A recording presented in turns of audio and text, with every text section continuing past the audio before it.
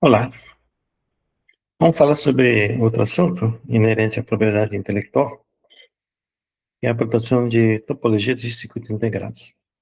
O circuito integrado também é protegível em relação à sua topografia. Então, o que são circuito integrado? Todo circuito eletrônico é dotado de algum tipo de componente eletrônico ou um chip, né, contendo vários tipos de funcionalidades. Para a maioria das pessoas, talvez a topografia de circuito integrado seja meramente planar, mas não é, são tridimensionais. E o funcionamento desses circuitos integrados depende muito da habilidade do projetista. Então, basicamente, dentro da propriedade intelectual, ela é considerada como proteção sui generis. Tem uma lei específica sobre proteção de circuitos integrados. No passado, quando começou o desenvolvimento de circuitos integrados, os japoneses também estavam, na época, seguindo esse segmento, e muitas vezes faziam cópias integrais dos componentes americanos. E americanos começaram a perceber que algumas partes, né, eram bem características, ou na sua integração, na sua total integridade, né? Então, eles colocavam alguns tipos de circuitos que não tinham funcionalidade nenhuma, assim, entravam na justiça para reivindicar a autoria. Isso é uma história à parte, tem vários históricos sobre cópias de circuito integrado, né? No entanto, quando a gente fala que é circuito integrado, por definição, é um produto final intermediário ao menos um elemento ativo com suas interconexões formadas sobre ou no interior de uma peça com finalidade de desempenhar uma função eletrônica. Então, são componentes, né, que têm uma série de funcionalidades. O que é topografia de circuito integrado? É uma série de imagens relacionadas que representam a configuração tridimensional de camadas que compõem um circuito integral, na qual cada imagem represente no todo ou em parte a disposição geométrica ou arranjo da superfície de um circuito integrado em qualquer estágio de sua confecção ou manufatura. A importância do circuito integrado, né? Isso aqui um, é um gráfico, né? Como que está a evolução, né? Do circuito integrado. Na década de 70, conseguimos colocar cerca de 1.000 componentes, hoje está em trilhões de componentes, bilhões de componentes, né, num pequeno espaço. Então, isso é evolução tecnológica. Não existe uma guerra muito grande, né, em relação à construção desses dispositivos, principalmente até sanções econômicas, né, envolvendo alguns países que detêm essa tecnologia. Então, tem países que produzem equipamento para produzir circuito integrado, no caso da Holanda, e os produtores que são taiwaneses, japoneses e americanos, né? E a China hoje sofre uma sanção comercial para acesso, né? Com isso, isso nada impede que os chineses também consigam produzir essas máquinas para produzir circuito integrado. Então, com o advento da internet das coisas, nós podemos fazer uma hipótese que tem mais de 50 bilhões de dispositivos contendo circuito integrado, né? O circuito integrado tem até no simples cartão de acesso, cartão de banco, ou seja, internet das coisas em geral, sistema de automação residencial, comercial, industrial, entre outras coisas. São bilhões de componentes que hoje, de alguma certa forma, tem o circuito integrado. Então, cada vez mais, né, os dispositivos estão sendo conectados para melhoria de conforto residencial ou para indústria, monitoramento, né, as câmeras digitais hoje de monitoramento, né, digitais de monitoramento são dotadas de circuitos integrados. E tem várias funcionalidades, entre outras coisas, né. Hoje nós temos estações meteorológicas pequenas que podem ser instalada em residência e os dados serem compartilhados com servidores do mundo afora que vendem essas informações para a imprensa, para empresas de estudos meteorológicos, né, assim por diante, até para fazer uma previsão no trânsito mediante uma mudança de clima, localmente falando. Bom, vamos pensar em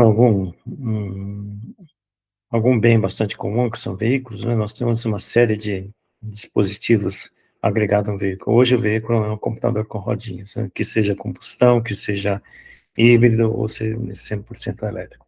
Todos eles têm algum tipo de dispositivo eletrônico. Obviamente tem uma central que controla todos esses sistemas, né? Alguns já são dotados de acesso remoto, né? Que tem outra implicância, que é a questão de cibersegurança. Tem que ter garantia de cibersegurança e transmissão de dados, né? Carro conectado transmite dados para alguma servidora de forma aberta ou de forma oculta. A gente não sabe, né, exatamente o que está acontecendo nesses equipamentos. O que esses equipamentos estão fazendo. Então, isso é uma outra questão de cibersegurança, segurança de dados, né? Que não é o tema dessa aula de hoje, mas ao longo da disciplina a gente vai discutindo sobre isso, né? Nós temos a Lei Geral de Proteção de Dados, não sei até que ponto que isso afeta os veículos, né, que foram colocados, e eu não tenho conhecimento sobre isso, né? Talvez tenha, mas eu não tenha acessado. Mas isso é um objeto bem interessante na aula, para abordar sobre essa questão, né? Sobre a Lei Geral de Proteção de Dados, né? Principalmente veículos, né, que coletam uma série de informações, além do seu trajeto, né, seus hábitos, etc. Né? Mas, voltando ao assunto, a gente pode falar que um carro hoje tem todo um sistema, né? O carro mais popular, que seja mais barato, temos mais de 100 atuadores e sensores, né? Então, começando com coisa mais simples, que é o sensor de volume de combustível, de carga na bateria, pressão nos pneus, né? Sensores de abertura e fechamento de porta, até de acionamento do próprio veículo. Então, existe uma série de elementos eletrônicos agregados nesse veículo. Então, para vocês terem uma ideia, né, o famoso chicote, né, hoje, chicote, ele faz transmissão de energia para dispositivos que são considerados atuadores, que consomem mais energia ainda via fios. Outros sensores, alguns são sem fios, né? Então, existem vários tipos de... É uma mistura de tecnologia que compõe tal de chicote, né? Chicote é a parte elétrica, eletrônica, cabos e fiações para comunicação ou para fornecimento de energia. Então, isso aqui é um, uma ilustração em 3D de um carro, né? Como é que é o seu chicote, entre aspas, né? Como é que está disponibilizado. Isso é um modelo da Bentley, né? É um carro de luxo, né? Que tem essas características, né? Tem vários tipos de sensores, atuadores. Isso aqui é meramente para caráter ilustrativo, né? Então, existe uma legislação internacional sobre isso? Existe, né? Isso é justamente porque para desenvolver alguma tecnologia relacionada à topografia de circuito integrado, ela exige uma série de conhecimentos e ferramentas para produzir isso. Você precisa de know-how e precisa também de conhecimento e habilidades dos designers, né, dos projetistas em si, falando, né? Então, vários países são protagonistas, né, das legislações em relação a esse assunto.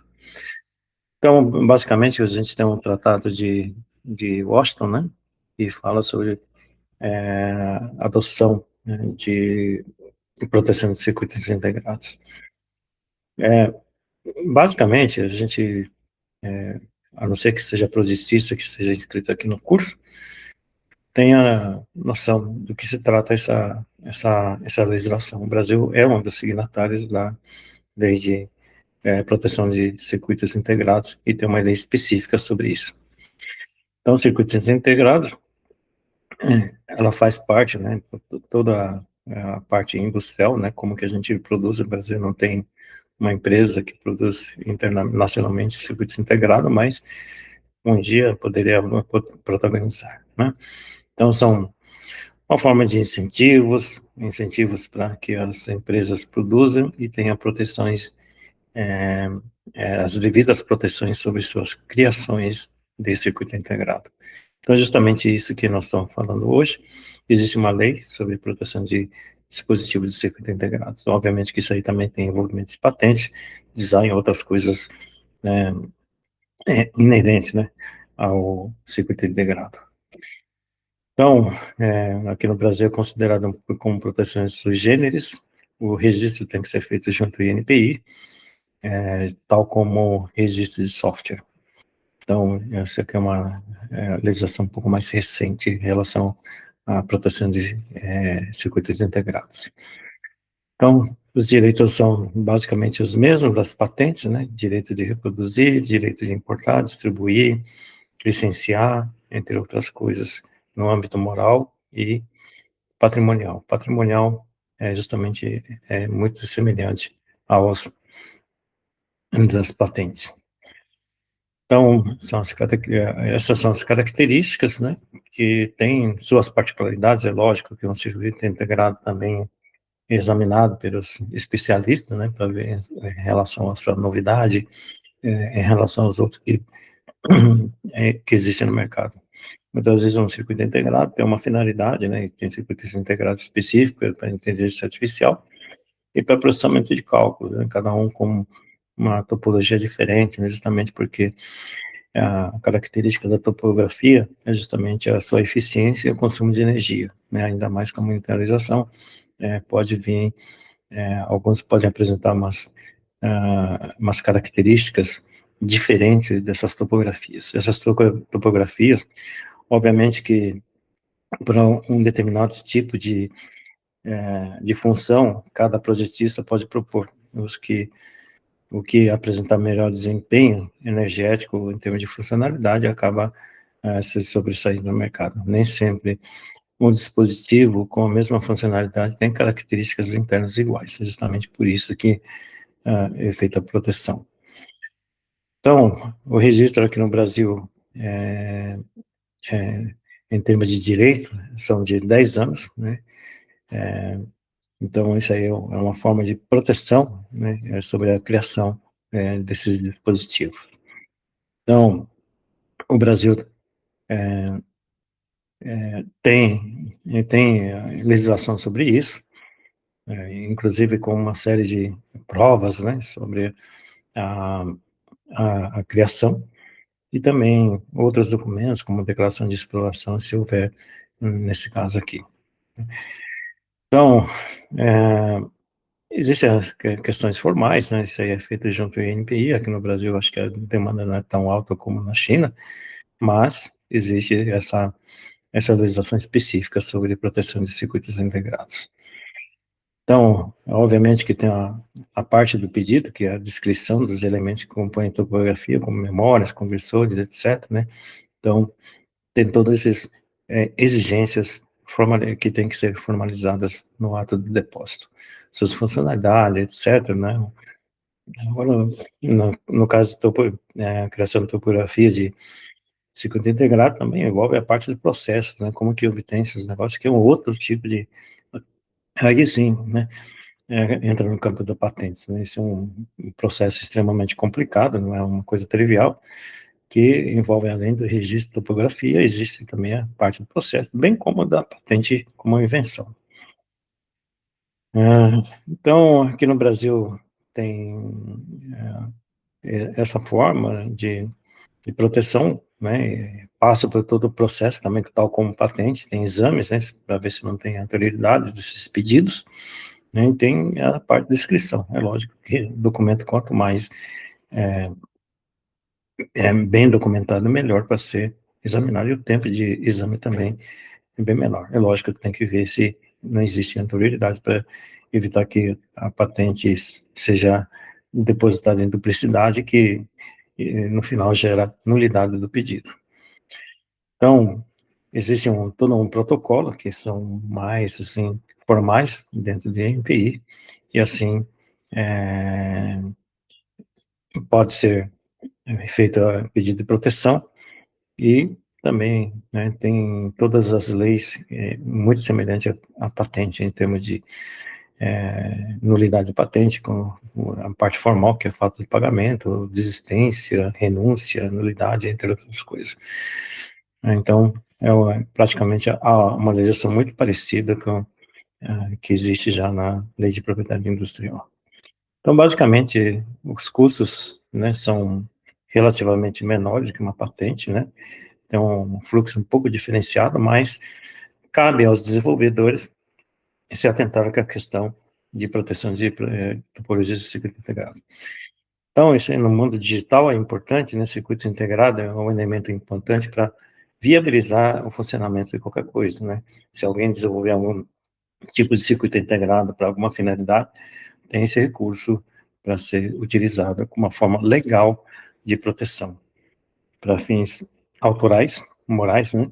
E patrimoniais para questão de comercialização. Então, isso aí é tudo oriundo da produção do intelecto humano.